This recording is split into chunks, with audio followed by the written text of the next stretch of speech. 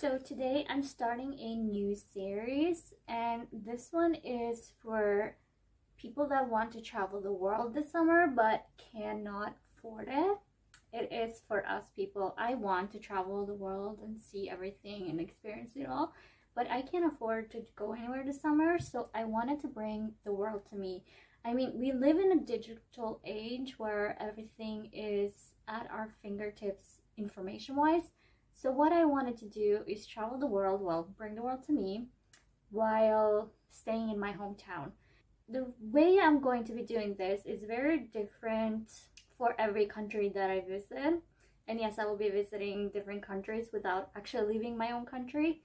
And so the first one I want to go in with is Italy, obviously. So I used to live in Italy back when I was a student, so I studied in Milan, so that's where I have lived. So I have some experience with Italy. I know a little bit about what they do, the traditions, their behavior, everything like that, but at the same time I wanted to alter it to me and my experience.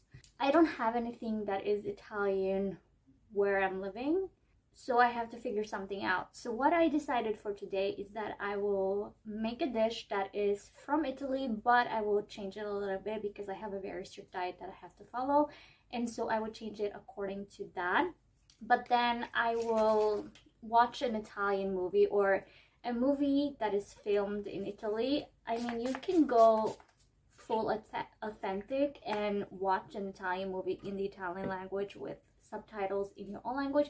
You can do whatever you want with this. I do have a few movie suggestions that came up when I did my research. If you want, I will tell you if you don't want to. And these are for guys too. I did pick some that are romantic comedies and I picked some that are more action related, so it is for everybody. I'm making this for everybody. The first one that came to mind is actually Lizzie McGuire, the movie, because it's my childhood. I remember that movie. It's Italy. It showcases a few Italian places that are important. You're going sightseeing without leaving the comfort of your own home. And then there's In Rome with the Olsen twins, and then When in Rome with Kirsten Bell, and Romeo and Juliet, obvious choice. If you want to go that way, you can go ahead and do that. Then you can go ahead and watch, I don't know, Ocean's 12. It has Italian moments. And you can go for James Bond films in Italy. Find whatever movie from James Bond that films in Italy. Then you have The Tourist, also films in Italy. But you can also go with 300, go for more history. You can go for the 300, or you can even go for Gladiator. Like I said, it depends on what you want. You can also do more research of what is more Italian movies, or yeah, I think Bud Spencer and Terence Hill, the Italian actors, filming something in Naples. I don't remember which movies, but they do have a few for Naples. Amazing duo, love them. So I will be baking a pizza. I think that is the one I haven't had in the longest time, and I can't exactly go out and buy a pizza. So I have allergies, so I have to be gluten-free and vegan. You don't have to. You go ahead and do the dish that you want the way you want to. This is about your vacation and what you want to experience. I'm just doing it my way and showing you ideas, basically, ideas. You don't have to copy me. You just take inspiration. So basically what you want to do is essentially romanticize your day. I'm doing half day because that's what I have time for. So half of my day is romanticized around Italy and just living in the moment. And you need this for it to work. If you do not live in the moment and like smell the dish you're making, if you're not fully living in with the movie, what are you doing? What are you doing this for? You need to feel it to live it. Now, if you have anything Italian related in your area, you can go ahead and do that. I am making a pizza from scratch because it's not the cheapest option for me. Ordering from a restaurant is actually the cheaper option for me, but I wanted the experience as well, so I'm baking it from scratch. And I also think I will make a better pizza than the restaurant. The restaurant is good. It's just, I know I can do better. I know. I've done it before, and so I wanted that. I will give you the total cost of everything food related when I'm making the pizza. I will bring you along for that. So before we go into the video even more, I just want to say that I'm trying to do one video of this series a month. So next month there will be a different country and a different experience that I will take you along with, giving you ideas on what you can do and make and whatnot. I have ideas, but what I want from you guys is that you can write down your country or a country you want to visit in the comments down below, and then either know a dish from that country, what I should try out, and I will see what I can do with what I have and where I live. So I really want to hear your ideas and what you would like to see me experience on a budget without leaving my city, essentially, I think, or at least my region.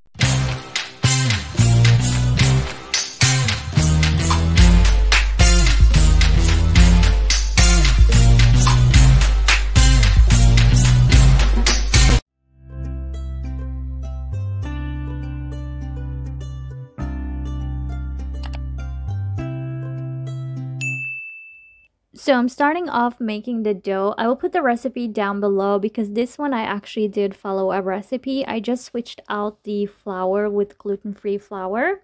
And I did use gluten-free flour and not just any flour because I wanted it to raise and form more similar to regular dough and regular flour. So that is what I went ahead and did. I would, like I said, I will put the recipe down below, and that's the only thing I have a recipe for. Everything else, I just did whatever I thought sounded good, and with what experience I have in the kitchen. I am really good with seasoning, which is why I never measure or using a spoon or a measurement. I just eyeball it every single time, and I usually know what I want. And so the next thing I'm making is this sauce, and you only need 1.5 of these boxes for the actual sauce, and then another half of the box for the guacamole dip mix thing that I'm making later. So you don't have to buy all 3. I just wanted something that I could use later for like pasta, and if I want to make another pizza. I used this even on some sandwiches. It was delicious. And then I'm cutting up some celery, and I'm not counting anything. I'm just eyeballing how much I think should be in there. So the amount of celery I have in there is less than the tomato sauce or the chopped tomatoes, but it's not much less. There's a nice fine balance there, so that when I'm making the sauce is building, it's cooking and building its flavor and texture palette, it makes sense and it makes it delicious because it's not too much chopped tomatoes and it's not too much celery. It's just the perfect amount. So again, I can't give you the recipe for that, but I can list ingredients down below, and then I guess you can follow along in what order I put them in there.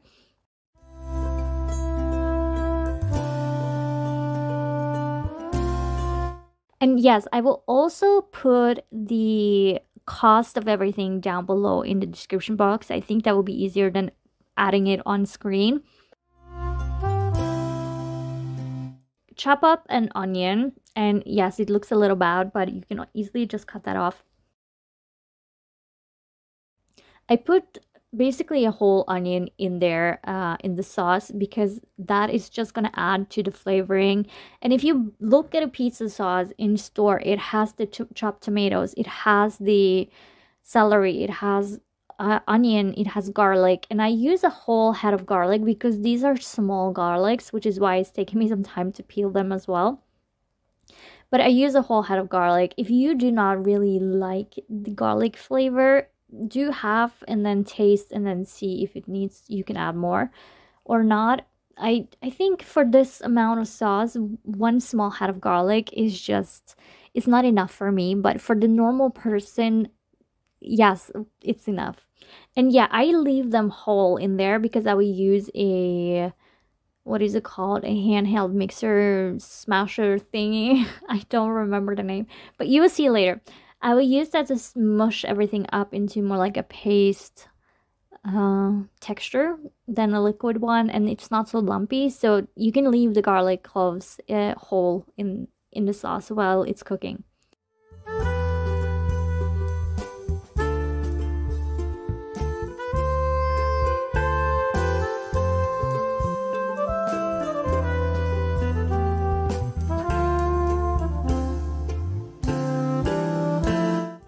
I'm usually just stirring to see if I have the right amount of each ingredient in there or if I need more. It's just easier for me to tell. And then I just put it on the stove, and that's what it looks like when you have all the bits chopped up. It doesn't have to be, like I said, finely chopped because it doesn't matter.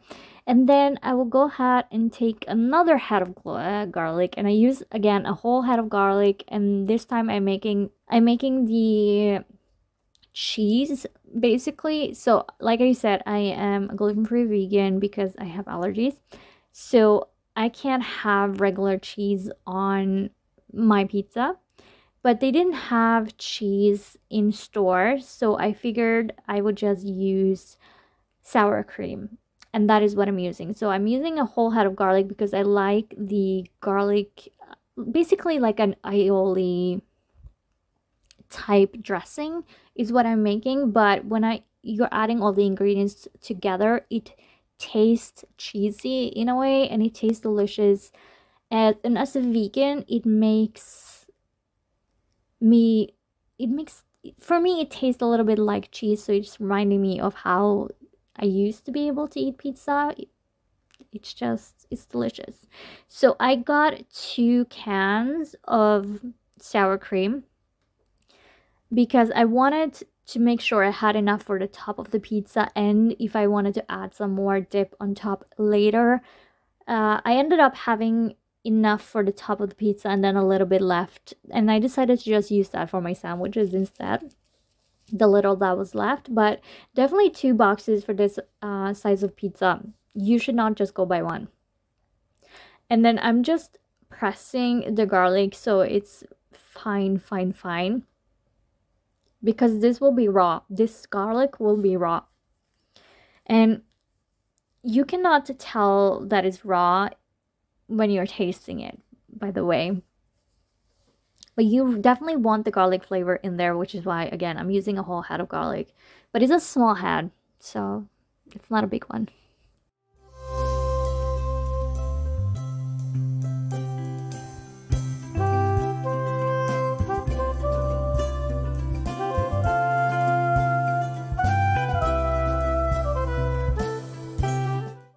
At first, I didn't think I wanted seasoning in the mix, but then I tasted it and I was like, it needs salt, it needs a little bit something else. And I keep trying to see what it could need.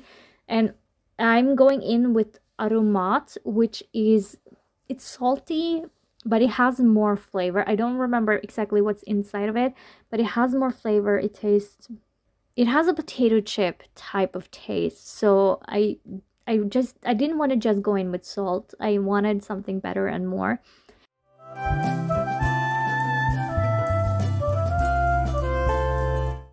And then I'm going in with making the guacamole. I think maybe once in my life I have seen a recipe online for guacamole, but I didn't look up a recipe. I just figured you mash some avocado, you add a little bit of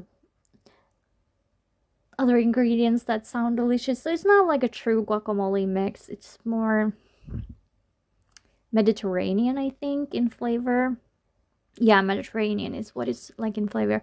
And the avocados were small, and so I decided to just use both of them, and you don't need both. One is enough.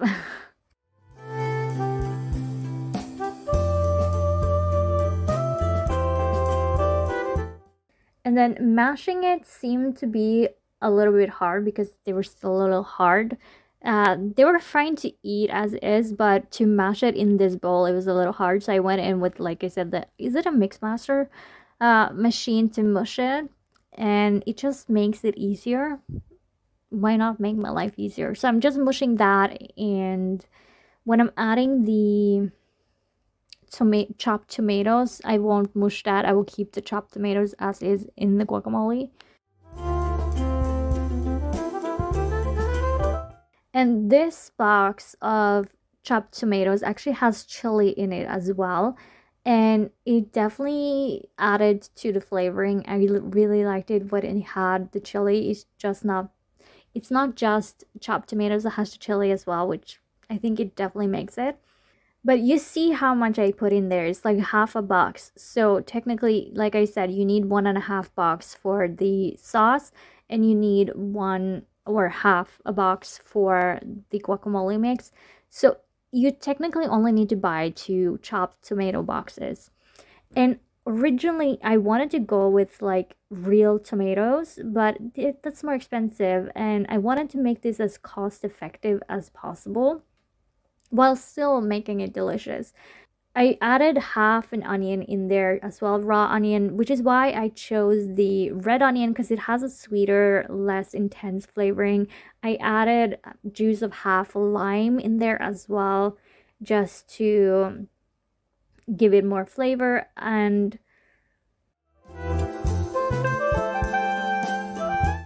mixing that all together, tasting to see if it needs something more. I think I end up adding, yeah, that's salt and then some pepper, and then I decided to go for even more pepper because I was like, why not?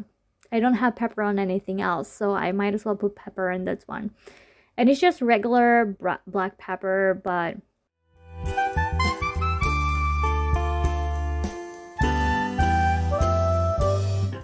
and then the sauce is done, and I need to mush the sauce together. You see how little liquid is in there now compared to before. This is the type of texture you want. You want more liquid if you want pasta sauce, but if it's pizza sauce that you will put on the actual pizza, you want it to be this texture. You don't want it to be thicker, and you don't want it to be more liquid. This is actually perfect for that smear effect, where it's just easy to smear it on the pizza dough, but at the same time, it's not too thin, it's not too thick. It's perfect, you will see.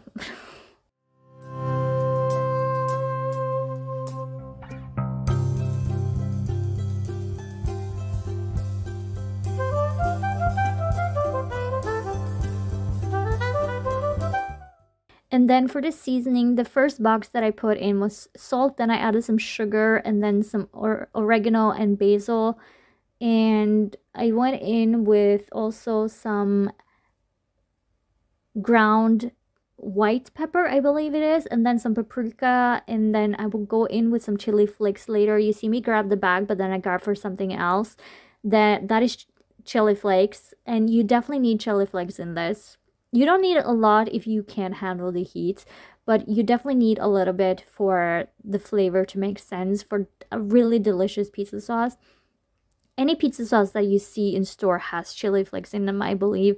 And I keep adding some salt, and I do add some more oregano, I believe. And when I grab the blue box again, they're identical. One is salt, one is sugar. But from now on, the only one I'm grabbing for is the sugar. And yes, you need sugar in the sauce as well. And I keep tasting to see how good it is because I need it to be perfect. I don't make pizza all the time, and I just want it to be delicious. Again, I'm going in with aromat. I know it doesn't say that on the box if you look at it, because we just store it in a different box that is bigger, but it is aromat, and it has like a salty potato chip type of flavor. So it will add the salt, but also add like a roundness of flavor. And then I'm going in with some sugar, and just to round everything out and making it delicious. And if you don't think that it's thick enough, the sauce, you can add some tomato paste in there to thicken up the sauce. At this point, it is the perfect texture. I'm just adding the seasoning to make it good. I'm adding some basil, oregano, perfecting it the amount until I am happy with the flavor. Now, you don't have to make pizza from scratch. You can get a frozen pizza, buy some extra cheese to put on top, and I do suggest always on frozen pizza, sprinkle on some oregano because it makes the pizza, even the frozen one. Then I have some rice flour left over, and instead of opening a new box of gluten-free flour, I'm just using rice flour to make it less sticky, so that when I go to roll it out, it won't stick on everything. And I'm not adding a lot, just a little bit, so that it's easier to work with. And I have some parchment paper because I figured I don't want to dirty the surface too much. And also it's easier to roll out the pizza on the parchment paper instead of just on the actual tiles or the countertops, because when I go to lift the pizza, I don't want a mistake. I don't want it to fall apart. So it just makes it easier to transport the pizza. So I'm rolling it out to the thickness that I like. I don't like it to be too thick, but at the same time not too thin. I think this is somewhere in between an Italian and a normal pizza, I would say, but closer to a Italian pizza. Then what I'm doing, you don't have to do this unless you're doing gluten-free. I am oiling the pizza because I need to put it in the oven before I put anything on it, because it needs to cook for longer than a regular pizza. And I want to make sure that the dough is properly cooked without the topping being burned. And that is why I am putting it in the oven first. And that is why you need to oil it first so that it doesn't dry up in the oven. And here you can see the mixture. And again, you don't have to oil it and do all of this unless it's gluten-free. And then I just go ahead and I put the toppings on. I always start with the sauce and put that all over. I like a thicker layer. I feel like when I was in Italy, they either put too much tomato sauce or not enough tomato sauce. Like, it's not that hard. I hate it when it's too little. I would rather have too much than too little, because when it's too little, all I get is dough. Dough taste, dough flavor with flour. It's not the best. So definitely make sure you get it all the way out to the edges. You get the nicer, thicker layer for yourself that you like. It will also keep the pizza more hydrated so that when it cooks, it doesn't dry up. It's just a little life hack for you there. And the next thing I put on pizza is it's filet bites, but they're tofu, and you can get chicken bites, you can get pork, but make sure you don't put raw meat on the pizza. If it's raw meat, fry it first, season it, and then put it in. I got some Sweet Baby Ray's barbecue sauce, and I coated this a few days before, and I left it in the fridge to just marinate. But you don't need to marinate for more than 2 hours. And that is all you need. And I add some all over, and these are tofu bites. You can go for, like I said, chicken. You can have any flavoring you want. You can go for taco seasoning if that's what you want. But Sweet Baby Ray is naturally gluten-free, people. So because it has corn flour instead, which is why I love it. Then I got some green cabbage mix. So in this mixed salad, it's green cabbage, red onions, beets, red beets, and some rucola salad. And I just put that on there. I decided to put the dressing or the cheese on top of the salad just to protect the salad from the heat even more. I'm not so worried about the green cabbage parts of it, the cabbage and the onion parts, but the rucola, I am worried that it will go burn in the pizza, in the oven. I'm just tasting the salad because the red beet made it smell a little weird, but the taste was fine. And then I'm just adding the dressing, or at this point it would be cheese for normal people. And just add more than you think you need, because you can never go wrong with too much. There's no such thing as too much cheese or too much aioli dressing. And it's so delicious, people, so delicious. Then I add corn on top of everything. It says mice, but that's just Norwegian for corn. And I think I used like the whole can because I love corn that much. And I've had corn on pizza in Italy. They didn't give it to me in the restaurant, but I had it at home. And all of my Italian friends, all of the restaurants I've been in where I've talked about corn on pizza, they have never hated me for having corn on pizza. They just laugh because it's funny. But they've never been rude or offended by it. But if you suggest pineapple on pizza to Italians, that you cannot do that. But corn seems to be fine. And then I add some, like I said, oregano on pizza. It just elevates the flavor. So definitely do that. That is what you need to do. and just to finish it off, and then I put it in the oven. I don't remember how much I put it in, 10-15 minutes I think in total. The recipe says 20 minutes for a regular pizza, but gluten-free takes a little bit longer. So I will put the dough recipe and how you bake the pizza in the description box. And then I cut it up off camera because it was a little harder to cut than I realized. So I didn't want to struggle on camera. So yes, I did that off camera. And I have a lazy, is it a Lazy Susan pizza board? Wooden board, I don't know what to call it. But I have that to serve the pizza to make it a little bit more special. If I didn't want to just put it on my plate, the amount of pizza that I would eat. I wanted to make it a little more special, a little more like a picnic in bed, basically, because you will see me sitting in bed.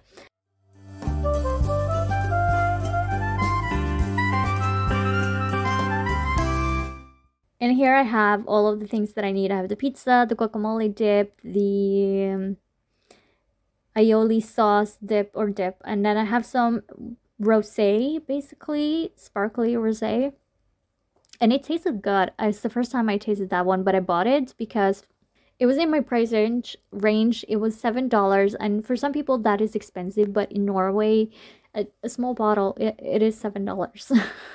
it just is. So I get some wine. I have some nice wine glass to have with this, because I think that when you're in Italy, you have to have wine. If you do not like wine or you don't like the taste of alcohol, you can go for cider to kind of create the same effect. I would suggest going for apple cider or pear cider, one of those two, to really give the effect of Italy.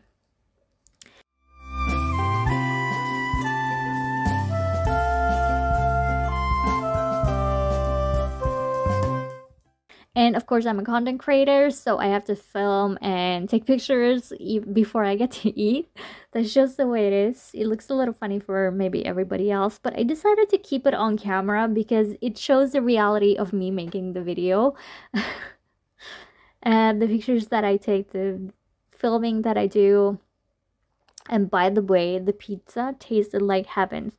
I could potentially release the whole recipe, the sauce recipe, everything in a blog or a video or something in the future if anybody's really interested in it, because I could set aside the time to pull out a spoon and calculate and write down exactly the amount of seasoning that I use and all of that to make it delicious. If you're really interested in that, I can make it happen, but leave a comment down below so that I would know.